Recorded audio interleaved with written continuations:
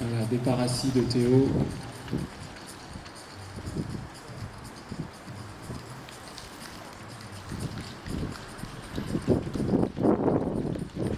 Qui fait en sorte de dompter la sangle, de lui donner le minimum d'influence pour limiter les oscillations.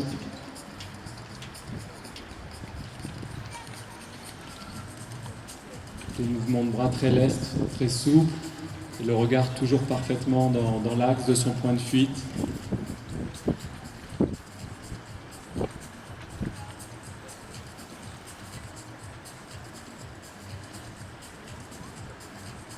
Bien sûr, plus Théo s'éloigne du point d'ancrage et plus les oscillations se font sentir.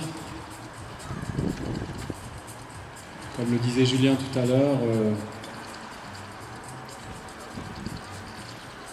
plus il subit les oscillations et plus il va en provoquer lui-même. Donc voilà, Théo doit s'appliquer à calmer la sangle par des mouvements très lestes, maîtrisés, extrêmement éprouvants.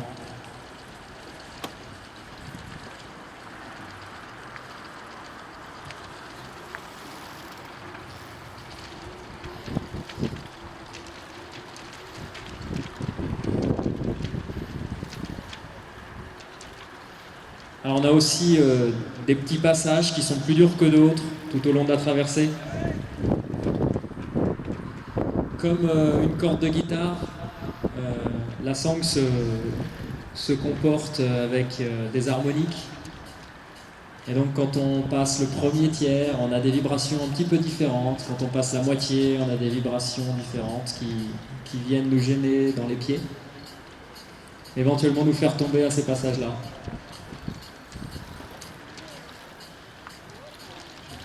Donc il est passé le premier tiers facilement, malgré les rafales d'ailleurs, qui sont assez violentes sur le bateau. Et il attaque la section du milieu. Et en général, Théo. Vous pouvez l'applaudir. Au niveau mental, certainement.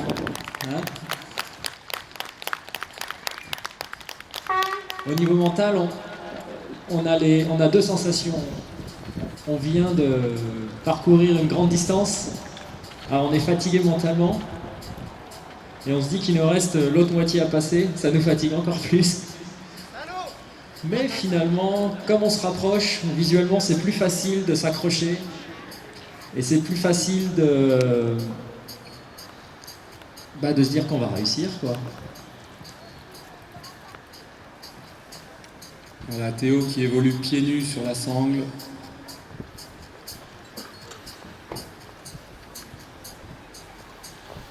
Alors Julien, est-ce que tu peux nous en dire un peu, dès lors que le point de flèche est passé, finalement, on remonte un peu sur la sangle? Là, quand on est au niveau du balcon, on doit à peu près voir que Théo, il a les yeux au niveau de l'ancrage. Donc il a peut-être 2 mètres de flèche, hein. Il ne fait pas 2 mètres, mais peut-être un petit peu plus même.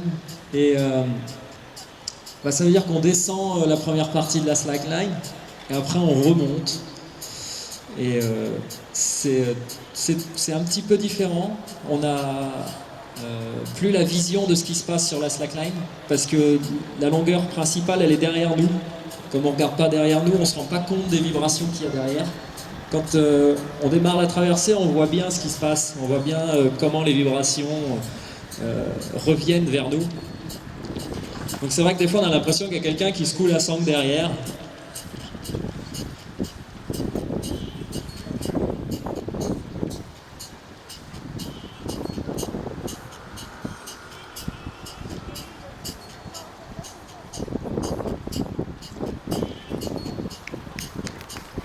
Et donc toute cette remontée vers l'ancrage, il faut être assez incisif. Moi j'aime bien me dire que je penche vers l'avant, que je vais vers la fin. Ça me permet de me dire que voilà, mon corps va vers l'avant, et c'est un gros travail mental. Théo là, on n'a pas l'impression qu'il peine, mais je pense qu'il se bat quand même dans sa tête. Théo qui perd pas le sens de l'humour, qui fait ses petits commentaires en direct. Des mouvements de bras très lestes, il est encore très relâché, ce qui est assez exceptionnel. Après 85 mètres environ, 80 mètres, 85 mètres. Vous pouvez l'applaudir Théo, il en a bien besoin pour finir.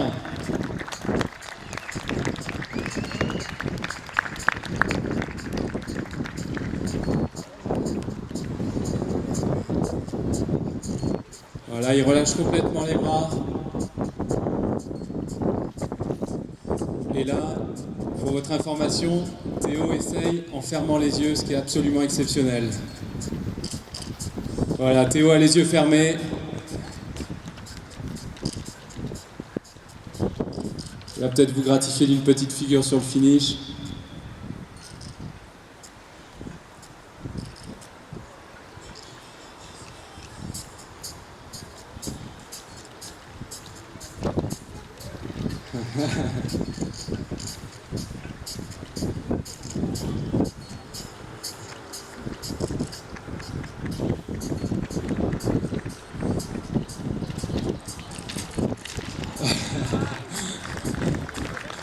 Vous pouvez l'applaudir très fort. Théo Sanson,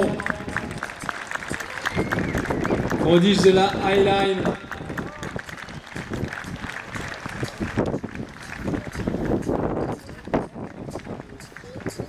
Voilà, avant de traverser cette ligne, ils ont traversé la France hier pour cette première Highline à La Rochelle. Merci beaucoup Théo et bravo.